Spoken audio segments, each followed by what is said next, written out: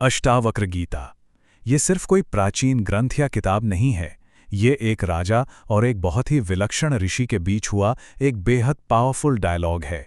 एक ऐसी बातचीत जो आज भी हमें हमारी अपनी गहरी सच्चाइयों से मिला सकती है। ये कहानी एक राजा के बेचैन सवालों से शुरू होती है और परम ज्ञान तक पहुंचने की एक असाधारण यात्रा पर ले जाती है। तो कहानी शुरू कहाँ से होती है? एक राजा से, राजा जनक।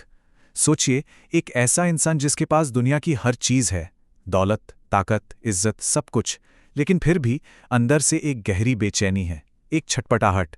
और यही छटपटाहट उन्हें इन 3 सवालों तक ले आती है। और अगर ध्यान से देखें तो ये वही सवाल हैं जो शायद हम सब कभी ना कभी खुद से पूछते हैं। राजा जनक सिर्फ एक राजा नहीं थे, वो हम सब की तरह एक साधक थे, एक सीकर। उन्हें ये बात समझ आ गई थी कि ये जो दुनिया की सफलता है, इसकी एक लिमिट है, एक सीमा है, और वो कुछ ज्यादा गहरा, कुछ ज्यादा परमानेंट खोज रहे थे।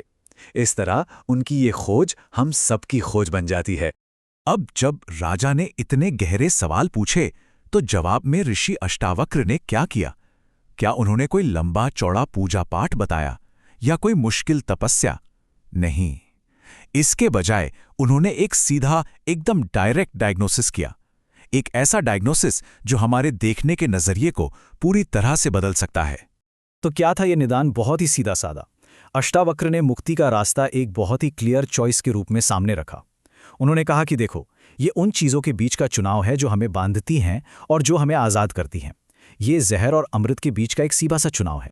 तो ये जहर क्या है? ऋषि कहते हैं, इंद्रियों के विषय, मतलब दुनिया की चीजें, ये अनुभव जिनके लिए हमारे अंदर एक कभी ना खत्म होने वाली भूख है। यही है असली विष जो हमें धीरे धीरे अंदर से खोखला करता रहता है, और इसे पूरी तरह से छोड़ना ही होगा। और फिर इस जहर का इलाज क्या है? वो है अमृत। और ये अमृत क्या है? क्षमा, सरलता, दया, संतोष और सत्य। ये सिर्फ कहने के लिए अच्छे गुण नहीं है, बल्कि यही मन की सच्ची आजादी का रास्ता है, यही मुक्ति है। तो एक तरफ विष है, दूसरी तरफ अमृत। चुनाव पूरी तरह से हमारा है। अच्छा, तो थोड़ा और समझते हैं कि ये बंधन और मुक्ति है क्या। देखिए, बंधन का मतलब है जब हमारा मन बाहर की घटनाओं पर लगातार रिएक्ट करता रहता है। कुछ अच्छा हुआ तो बहुत खुश हो गए, कुछ बुरा हुआ तो दुखी हो गए, या फिर गुस्सा आ गया। और मुक्ति, वो है मन की वो अवस्था जब बाहर चाहे जो भी हो रहा हो, अंदर एक ठहराव है, एक शांति है। अब कोई किस अवस्था में रहना चाहेगा? चलिए अब इस गीता के बिल्कुल कोर में चलते हैं, इसकी सबसे गहरी, सबसे लाइफ चेंजिंग टीचिंग की तरफ। और ये टीचिंग है हमारी असली पहचान के बारे में, कि हम असल में हैं कौन। अष्टावक्र कहते हैं, एक पल के लिए भूल जाओ वो सब कुछ जिसे हम मैं कहते हैं। ये शरीर, ये मन, ये भावनाएं, हमारी उपलब्धियां, ये सब हम नहीं हैं। तो फिर हम हैं कौन? हम हैं वो चेतना, वो कॉन्शियसनेस जो इन सबको देख रही है। बिल्कुल एक मूवी स्क्रीन की तरह, जिस पर पूरी फिल्म चलती है पर स्क्रीन पर कोई असर नहीं होता। तो ये सारी गलतफहमी आती कहाँ से है? अष्टावक्र एक बहुत ही पावरफुल मेटाफॉर इस्तेमाल करते हैं, अहंकार रूपी सर्प, द ईगो सर्पेंट। ये क्या है? ये है हमारी पक्की धारणा कि मैं करने वाला हूं, आई एम द डूअर। ये जो सोच है ना कि मैं ही सब कुछ कंट्रोल कर रहा हूं, यही वो जहरीला सांप है जो हमें बांध कर रखता है। और इस सांप के जहर का तोड़, वो है विश्वास का अमृत। ये मानना, ये गहराई से महसूस करना कि मैं करता नहीं हूं, मैं तो बस एक प्योर अवेयरनेस हूं, एक साक्षी। जरा सोचिए, क्या होगा अगर हम ये करने का बोझ छोड़ दें और चीजों को बस होने दें। तो राजा जनक पर इन बातों का क्या असर हुआ? यहीं से कहानी एक बहुत ही दिलचस्प मोड़ लेती है, क्योंकि ऋषि के ये शब्द सिर्फ शब्द नहीं थे। ये राजा के अंदर एक चिंगारी की तरह थे, जिसने एक बहुत बड़े बदलाव को जन्म दिया। ये वो मोमेंट था जब इंफॉर्मेशन एक्सपीरियंस में बदल गई। दुनिया नहीं बदली, दुनिया तो वही थी, लेकिन जनक का दुनिया को देखने का नजरिया वो हमेशा के लिए बदल गया। जैसे किसी ने एक नया चश्मा पहना दिया हो और सब कुछ अचानक साफ साफ दिखने लगा हो। और उस पल में राजा के मुंह से बस एक ही शब्द निकलता है, आश्चर्य। अरे वाह, मैं खुद को नमस्कार करता हूं।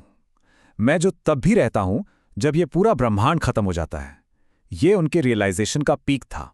वो अपने उस असली रूप को पहचान गए थे जो हमेशा से था, पर जिसे उन्होंने कभी देखा नहीं था। तो जनक को क्या समझ आया?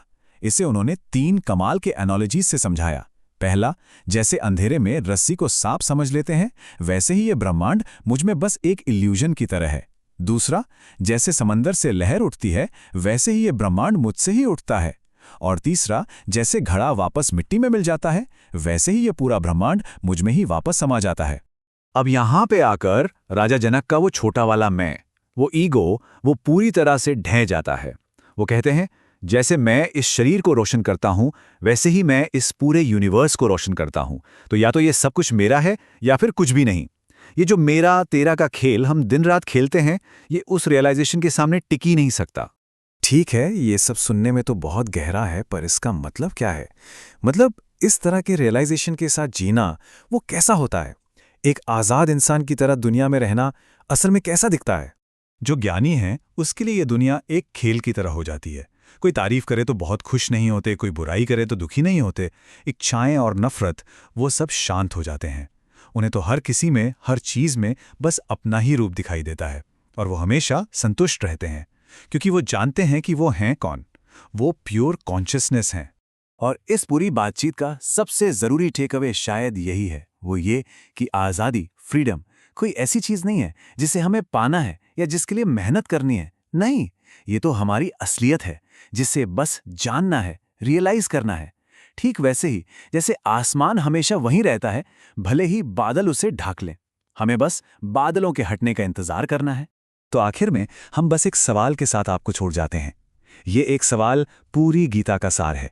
सवाल ये है कि अगर आप पूरा का पूरा महासागर हैं, तो क्या एक छोटी सी लहर आपको परेशान कर सकती है? शायद असली आज़ादी इसी बात को महसूस करने में है कि हम लहर नहीं, हम पूरा महासागर हैं।